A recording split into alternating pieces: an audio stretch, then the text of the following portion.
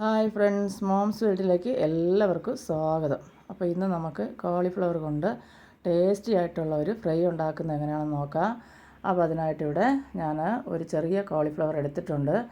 അപ്പോൾ അതൊന്ന് കഴുകി വൃത്തിയാക്കിയതിന് ശേഷം ചെറിയ ചെറിയ ഇതളുകളായിട്ട് തണ്ട് കുറച്ച് മാറ്റിയതിന് ശേഷം ഞാനത് കട്ട് ചെയ്തെടുത്തിട്ടുണ്ട്. ഇനി നമുക്കൊരു പാത്രത്തിൽ വെള്ളം വെച്ച് കൊടുക്കാം. വെള്ളം ഒന്ന് തിളച്ച് വരുമ്പോൾ അതിലേക്ക് ആവശ്യത്തിനുള്ള കുറച്ച് മഞ്ഞൾപ്പൊടിയും ഉപ്പും കൂടെ ഇട്ട് കൊടുത്ത് നല്ലപോലെ ഒന്ന് തിളപ്പിച്ചെടുക്കണത്. ഇതിനകത്ത് അറിയാമല്ലോ പുഴുക്കളുടെ ചെറിയൊരു ഇതുണ്ടല്ലോ, അപ്പോൾ അതുകൊണ്ട് അത് നല്ലപോലെ ഒന്ന് കുറച്ച് നേരം ഒന്ന് ഒരു 2 മിനിറ്റ് അതിൽ കിടക്കട്ടെ. അതിന് ശേഷം നമുക്കിതൊന്ന് മാറ്റിയെടുക്കാം. മാറ്റി വെച്ചതിന് ശേഷം ഇതിന് വേണ്ടിയിട്ടുള്ള ഒരു ബാറ്റർ തയ്യാറാക്കാം. അപ്പോൾ ഞാനിവിടെ ആവശ്യത്തിനുള്ള കടലമാവ് എടുത്തിട്ടുണ്ട്, അതുപോലെ തന്നെ കോൺഫ്ലവറും എടുത്തിട്ടുണ്ട് കേട്ടോ. ഇത് രണ്ടും ഇട്ട് കൊടുത്തതിന് ശേഷം നമുക്കിതിലേക്ക് ഗരം മസാല പൊടിച്ചത്, ആദ്യം ഞാൻ ഇട്ടത് പെരുംജീരകം പൊടിച്ചതാണ് കേട്ടോ, വലിയ ജീരകമല്ലേ അത് പൊടിച്ചതും, രണ്ടാമതിട്ടത് ഗരം മസാല പൊടിച്ചതും കൂടെ ഇട്ട് കൊടുത്തേക്കുന്നത്. ഇനി ഇതിലേക്ക് നമുക്ക് കുരുമുളക് പൊടി ഇട്ട് കൊടുക്കാം. ഇനി ഇതിലേക്ക് നമുക്ക് കാശ്മീരി മുളക് പൊടി ഞാനൊരു 1.5 ടീസ്പൂണോളം ഇട്ട് കൊടുക്കുന്നുണ്ട്. എനിക്ക് ഇച്ചിരി ഇതിൻ്റെ എരി വേണം, ഇതെനിക്ക് അത്ര ഇഷ്ടമുള്ള സാധനമല്ല കേട്ടോ. പിന്നെ ആവശ്യത്തിനുള്ള ഉപ്പും ഇഞ്ചി വെളുത്തുള്ളി പേസ്റ്റ് ഇട്ട് കൊടുത്തതിന് ശേഷം നമുക്ക് ആവശ്യത്തിനുള്ള വെള്ളം ഒഴിച്ച് കൊടുത്തിട്ട് ഇതിങ്ങനെ കലക്കിയെടുക്കുക. അപ്പോൾ ഈ കപ്പിലിരിക്കുന്ന വെള്ളം നിങ്ങൾ വേറെ ഒന്നും വിചാരിക്കേണ്ട, അത് മാവാണ് കേട്ടോ.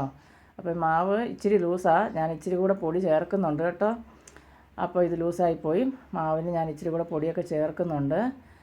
അപ്പോൾ അത് വീഡിയോ എടുക്കുമ്പോൾ അറിയാമല്ലോ, ചില സമയത്ത് നമ്മളിങ്ങനെ വീഡിയോ ഓണാക്കും മറന്നു പോകും എടുക്കാൻ, ചിലപ്പോൾ ബേക്കായി വയ്ക്കും, അങ്ങനെ തന്നെ ഇരിക്കും, നമ്മൾ ഓർക്കത്തില്ല, അങ്ങനെ പറ്റുന്നതാണ്. അപ്പോൾ ഇനി ഇത് നമുക്ക് നല്ലപോലെ ഒന്ന് മിക്സാക്കി കൊടുത്തതിന് ശേഷം കുറച്ച് നേരം ഒന്ന് അടച്ച് മാറ്റി വയ്ക്കാം. ഉടനെ വേണമെങ്കിലും ഉണ്ടാക്കിയെടുക്കാം കേട്ടോ. അപ്പോൾ ഇപ്പോൾ ഞാൻ വീണ്ടും വെളിച്ചെണ്ണയിലാണ് ഇത് വറുത്തെടുക്കുന്നത്. അപ്പോൾ വെളിച്ചെണ്ണ ഒഴിച്ച് കൊടുത്തു, എണ്ണ നല്ലപോലെ ചൂടായതിന് ശേഷം നമുക്ക് തീ മീഡിയം ഫ്ലെയിമിൽ തന്നെ വെച്ച് കൊടുക്കാം. ഞാൻ ഏറ്റവും ചെറിയ അടുപ്പിലാണ് വെച്ചേക്കുന്നത്. ഗ്യാസ് സ്റ്റൗവിൽ തന്നെ അറിയാമല്ലോ ഫ്ലെയിം കൂടിയതും കുറഞ്ഞതൊക്കെ ഉണ്ട്, അപ്പോൾ ഞാൻ ഏറ്റവും കുറവുള്ളതല്ല വെച്ചേക്കുന്നത്. അപ്പോൾ ഇനി നമുക്കിത് ഓരോന്നായിട്ട് ഇതുപോലെ ഒന്ന് ഇട്ട് കൊടുക്കാം. തീ കുറച്ച് വെക്കണം, അല്ലെങ്കിൽ പുറം കരിഞ്ഞു പോവുകയും ചെയ്യും, അകത്ത് വല്ലാതെ ഇരിക്കുകയും ചെയ്യും വേകാത്തതുപോലെ. ഇത് വെന്ത് കിട്ടിയതാണ് നമ്മൾ തിളച്ച വെള്ളത്തിൽ ഇട്ടത് കൊണ്ട്. എന്നാൽ അതിൻ്റെ ഒരു നല്ല ടേസ്റ്റൊക്കെ കിട്ടണമെങ്കിൽ ഇതുപോലെ മീഡിയം തീയിലിരുന്ന് തന്നെ എല്ലാം റെഡിയായി കിട്ടണം. അപ്പോൾ ഞാൻ ആദ്യത്തെ സ്റ്റെപ്പെല്ലാം കോരിയെടുത്തു, വീണ്ടും ബാക്കിയുള്ളതെല്ലാം ഇതുപോലെ ഇട്ട് കൊടുക്കുക.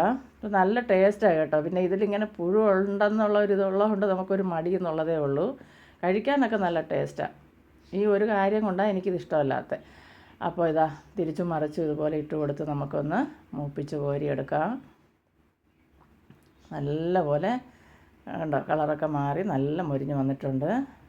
ഇനി നമുക്കിത് ഒരു പാത്രത്തിലേക്ക് കോരി മാറ്റാം. അപ്പോൾ എല്ലാം ഞാനിതുപോലെ ഇട്ട് കൊടുത്ത് പൊരിച്ച് മാറ്റുന്നുണ്ട്. ഞാൻ ഒത്തിരി എണ്ണ ഞാൻ ഇതിനു മുമ്പ് വീഡിയോയിൽ പറഞ്ഞിട്ട്, നമ്മൾ ഒരുപാട് എണ്ണയ്ക്കകത്ത് ഇട്ട് എടുക്കുകയാണെങ്കിൽ പെട്ടെന്ന് പണി തീരും, പക്ഷേ ആ എണ്ണ വീണ്ടും വീണ്ടും നമ്മൾ ഉപയോഗിക്കണമല്ലോ.